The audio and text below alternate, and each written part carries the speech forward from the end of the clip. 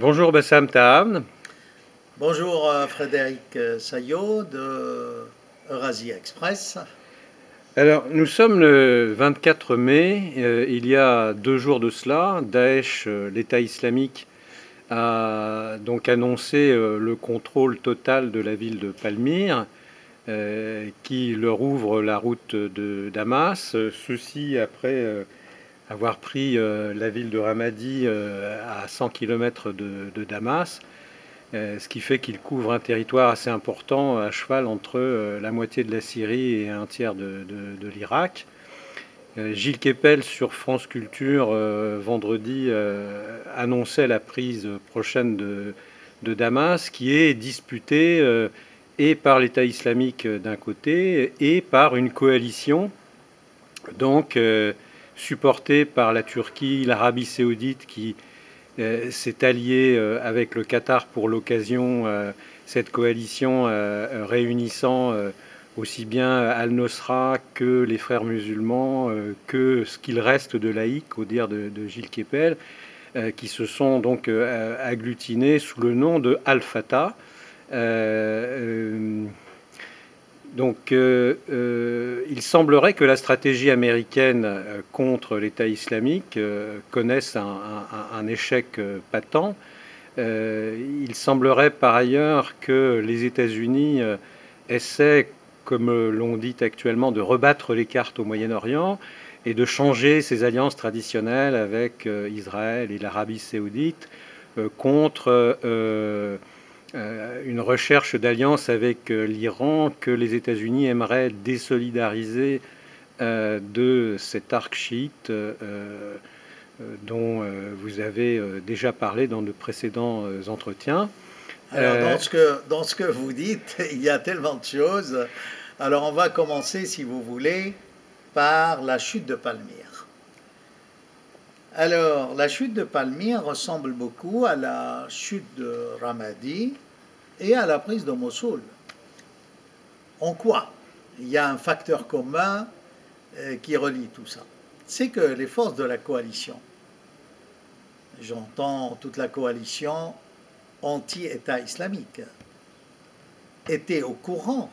Ils ont tous les moyens pour savoir qu'il y a des forces qui s'avançaient et que Palmyre allait tomber. D'ailleurs, selon l'aveu d'un des responsables militaires de cette coalition, les militaires ont avisé les politiques qu'il fallait faire quelque chose, sinon Palmyre allait tomber.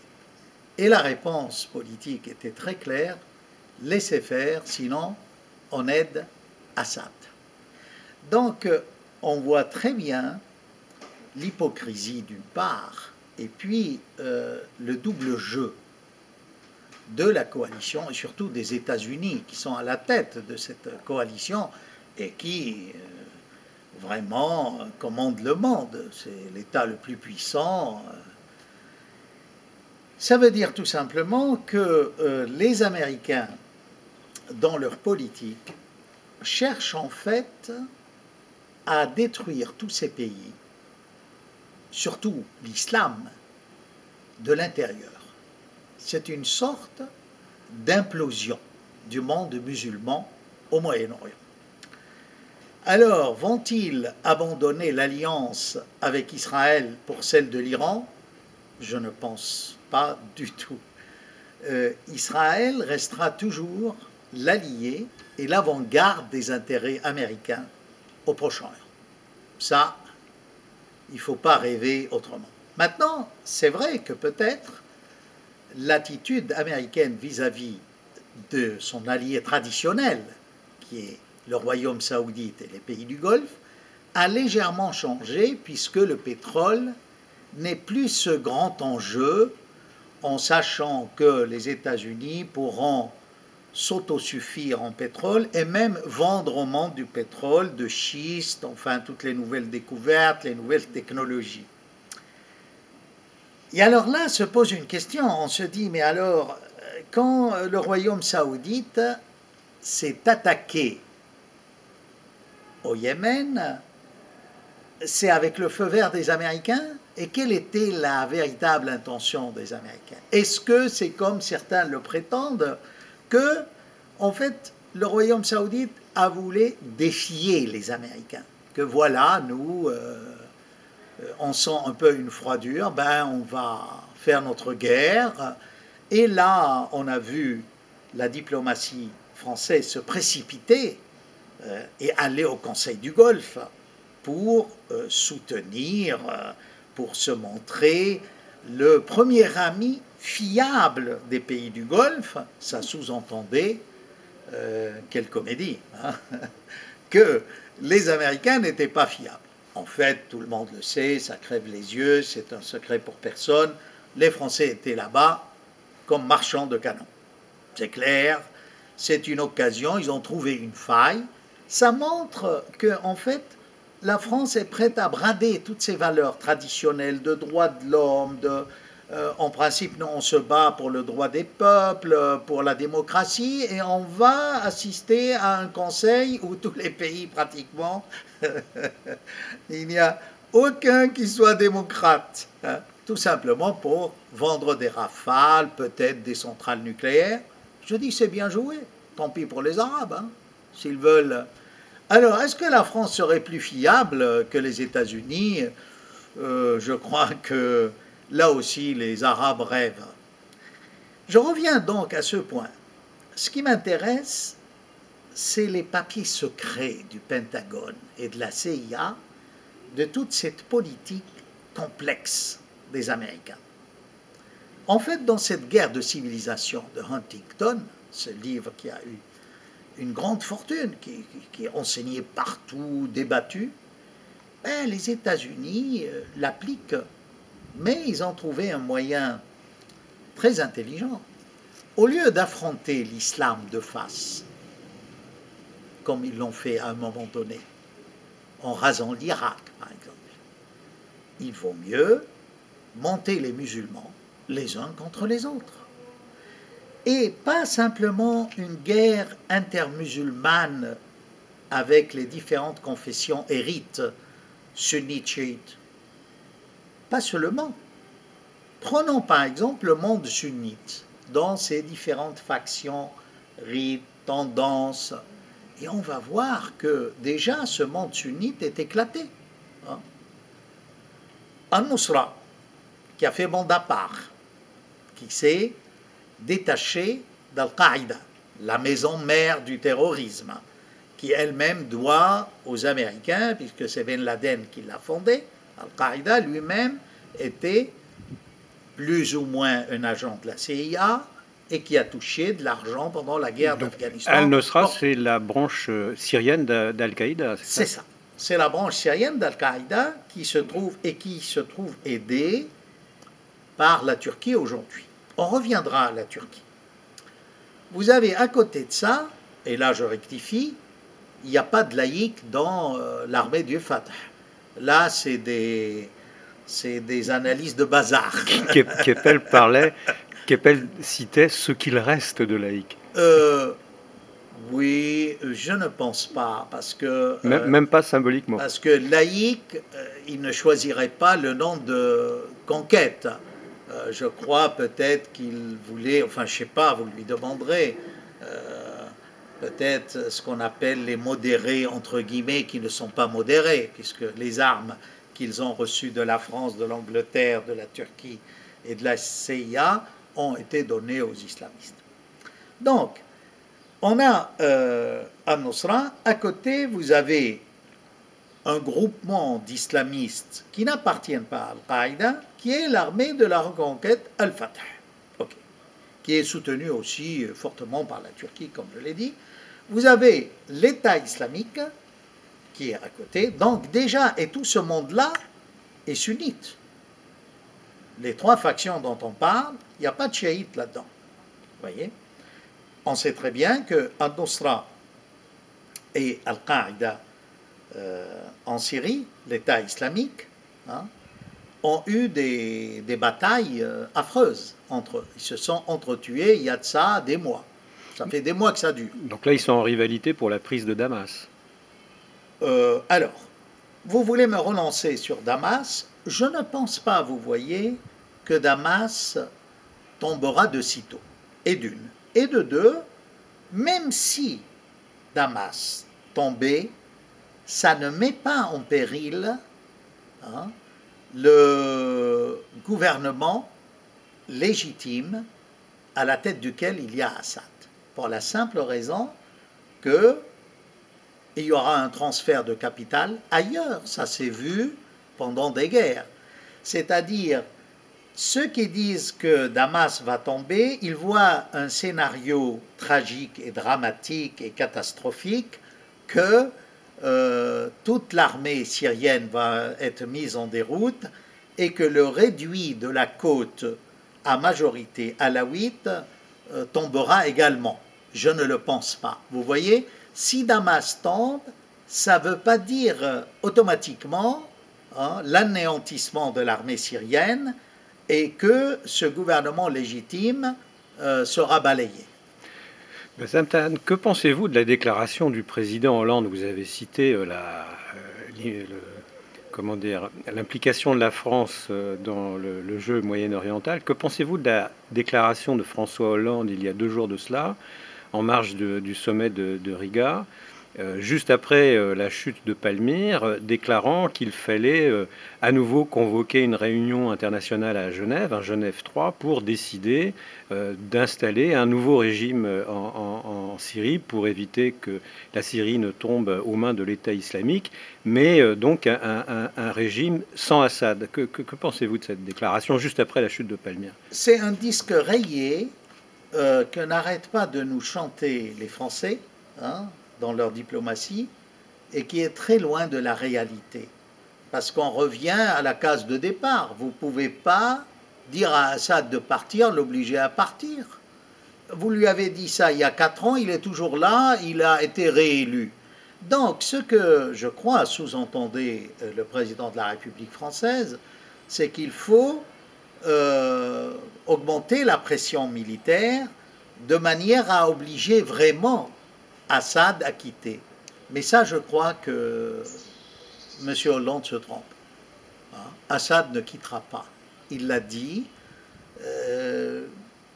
Tel que je connais Assad, je ne le connais pas beaucoup, mais je l'ai rencontré quelquefois, et j'observe ses attitudes, ses interventions. Ça m'étonnerait fort qu'Assad accepte de quitter son poste de président pour céder le gouvernement de la Syrie à des farfelus comploteurs de la coalition syrienne pour qui je n'ai aucune estime. Surtout à l'État islamique. Alors, là, peut-être, c'était un peu pervers, si je puis dire, de la part du président français, c'est qu'il croit qu'il faut laisser justement les islamistes triompher d'Assad. Et après, on réglera le sort aux islamistes. Mais je crois que c'est une mauvaise tactique et une mauvaise stratégie. C'est pas nouveau. Depuis le début de cette guerre, la France n'a usé que de mauvaises stratégies et de mauvaises tactiques. Mais pour revenir, si vous voulez, à ce jeu américain qui m'intéresse particulièrement, vous voyez donc en Syrie, ils arment tout le monde. Vous allez me dire, est-ce qu'ils arment Assad? Non, mais ils se sont opposés à ce qu'il soit bombardé. Donc, pour mener la guerre à Assad, au lieu d'intervenir directement, comme le demandait le président Hollande, il laisse ce travail aux islamistes. En quelque sorte, nous sommes des alliés de ce djihadisme, tactiquement. Alors, ça en Syrie. Je vous ai dit, ils voyaient venir les forces de l'État islamique contre Palmyre, comme ils les voyaient venir contre Ramadi. Pourquoi la coalition d'une 60aine de pays à l'arrière-garde et une vingtaine à l'avant-garde n'est pas intervenue par des raids aériens massifs et condensés, si je puis dire, pour arrêter l'avancée de l'État islamique? C'est qu'il y a toujours cette notion de double jeu. Il faut monter les musulmans contre les musulmans. Au lieu de se salir les mains avec cette guerre directement, on va se salir les mains, mais autrement. On va même se salir les méninges, la tête, vendre, brader nos valeurs. Alors, vous allez en Irak, c'est le même jeu. Ils disent aider le gouvernement irakien. Tout le monde sait que le gouvernement irakien est à dominante chiite, que l'armée populaire chiite est fort nombreuse et allait défendre le Ramadi. Les États-Unis sont intervenus pour dire au Premier ministre irakien, non, ne faites pas entrer l'armée populaire chiite, sinon on risque des soldatesques de ces milices, ce sont des milices indisciplinées, il vaut mieux ne pas les faire intervenir. Bien.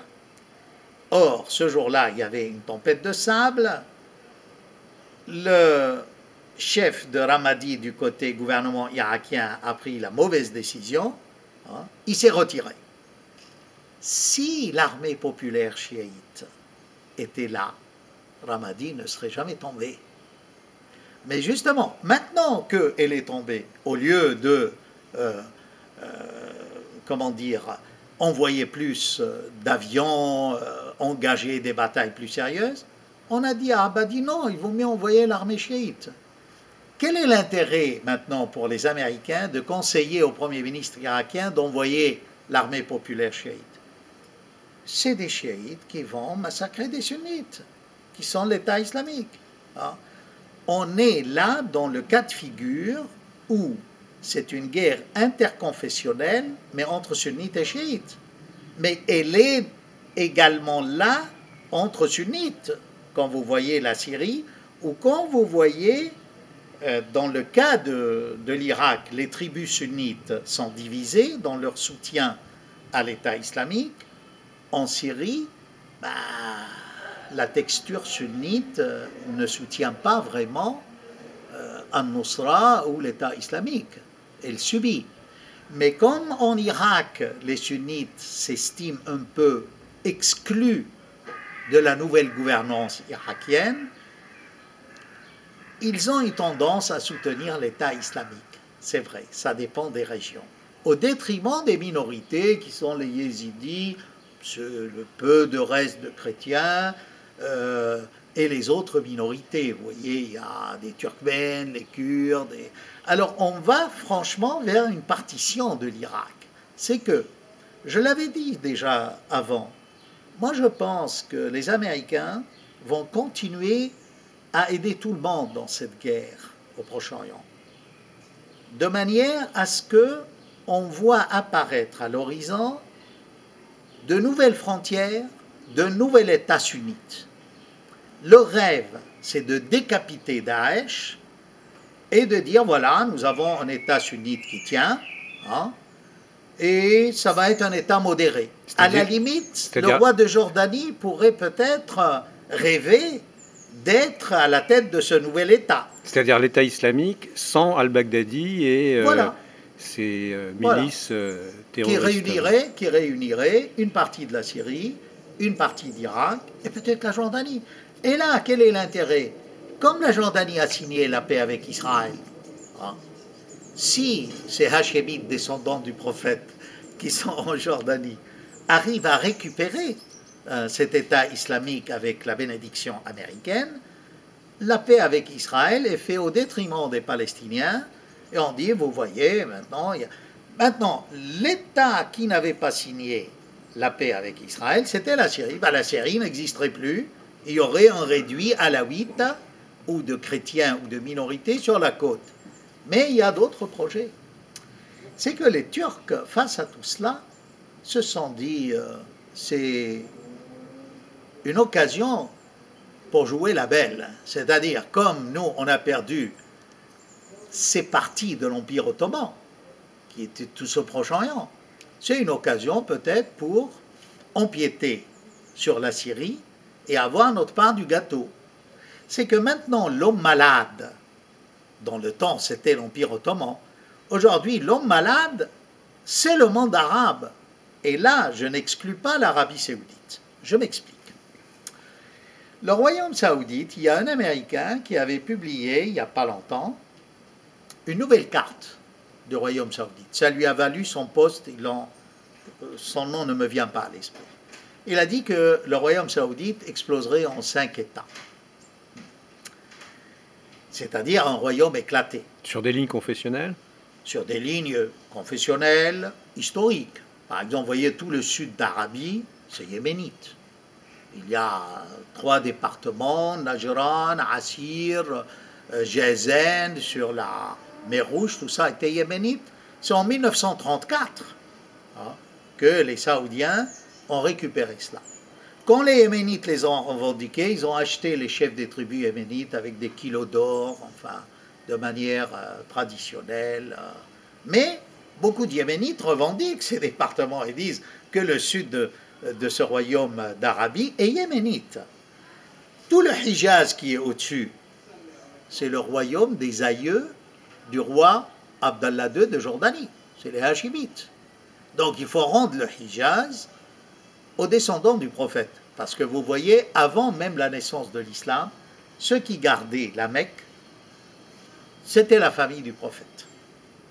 Quraysh et le clan Hachem, les Hachemites. C'est-à-dire, même à l'époque païenne, cette tribu était au service de la Mecque. C'est symbolique.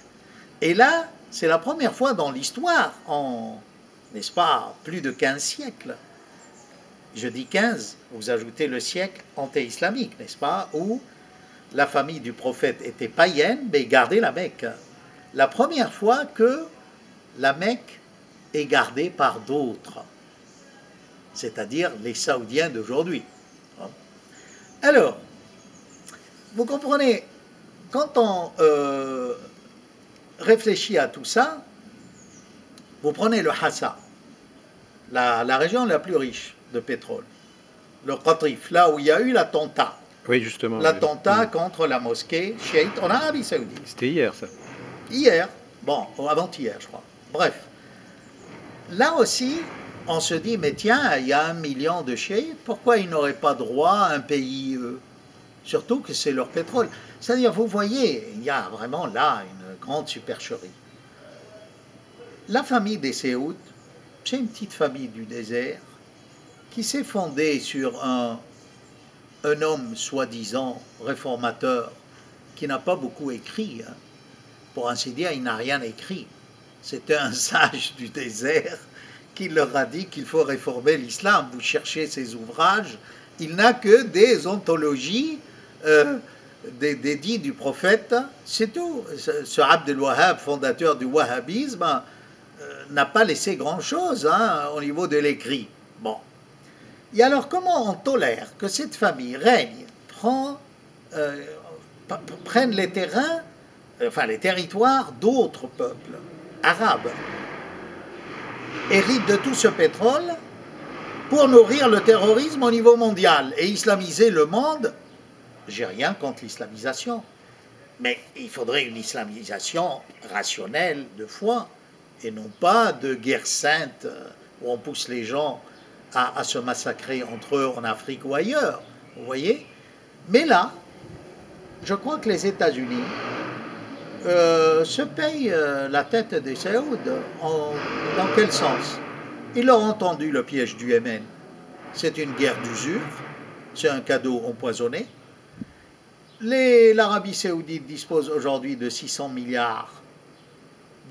Après la guerre du Yémen, il aura zéro. Tout va être dépensé dans cette guerre. D'autre part, on a lancé, on profite du pétrole saoudien pour le dollar, pour la planche à billets verts. Et alors, qui est la dinde de la farce, si je puis dire? C'est le royaume saoudite et les Arabes, et les musulmans entre eux. Alors vous me dites, et l'Iran? L'Iran fait partie du jeu. Il faut bien monter un ennemi contre ces musulmans sunnites qui s'entretuent. Entre la tendance wahhabite, les frères musulmans, An-Nusra, le front de l'armée de la conquête, Al-Qaïda, l'État islamique et Daesh. Vous avez noté que même les grands pays sunnites, quand ils ont été appelés à faire la guerre au Yémen, ils ont déclaré forfait. Le Pakistan a voté contre. Et l'Égypte n'a pas envoyé de troupes terrestres. Vous venez de brosser un tableau assez complexe et complet de ces tensions et ces affrontements entre d'une part chiites et sunnites, et à l'intérieur du monde sunnite, cette lutte pour l'hégémonie du monde musulman sunnite, entre notamment l'État islamique et l'Arabie saoudite, et les hachémites qui essaient de tirer leur épingle du jeu dans ce contexte. Les États-Unis, d'après ce que vous dites, sont en train de réaliser leur projet de grand Moyen-Orient, de redécoupage donc de tous les États hérités de l'époque post-coloniale.